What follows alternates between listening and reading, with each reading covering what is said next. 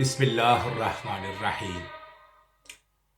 د ټولو نه مخکې خپل غم شریکي د خپل ګران هیواد دغه ولایتونو د مظلوم او معصوم وګړو سره شریکوم چې په دې وروستیو کې سیلابو او بارانو زیانونه وراړولي دي. کورونه یې ونړول سول، عزیزان یې تر خړو اوبو لاندې سول، وږي تږي.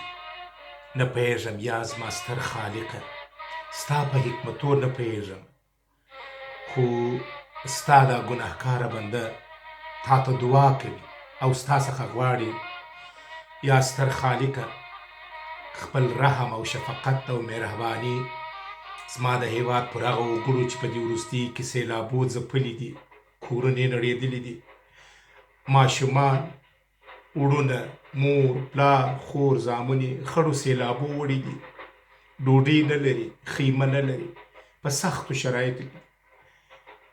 زما ستر ربه ستا څخه غواړم چې دا سیلابونه او توپانونه دې ودرېږي او زما د هیواد دا معصوم او دا مظلوم وګړي د دې څخه وژغورل شي.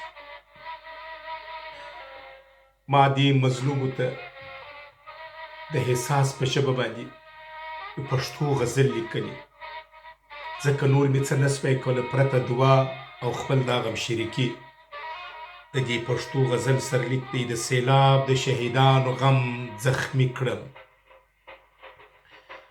خدایه دا څه مصیبت نن پر بغلان دی، سیلابونو دې غرق کړي زوړ او ځوان دی، د بمو څخه خلاص سوي په سیلاب مرو، ماشومان شهیدان مورې ګریان دی، چا نه ورک دی د زړه سر خړو اوبو کې، چا نه تللی مور و پلار ماشوم حیران دی.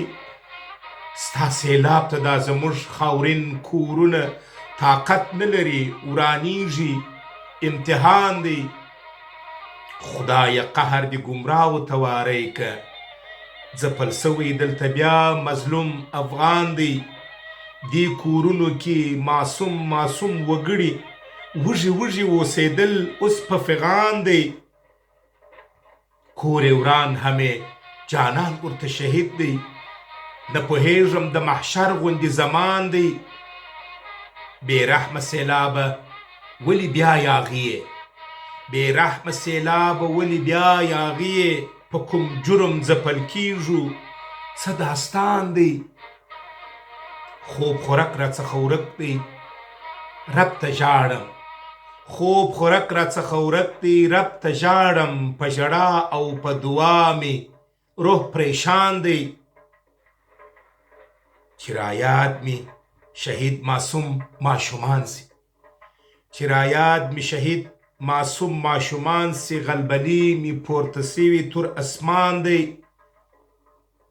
د بغلان سیلاب ځپلي وروره ژاړم، د بغلان سیلاب ځپلي وروره ژاړم، د بغلان مورکۍ نالان په خدای نالان دی.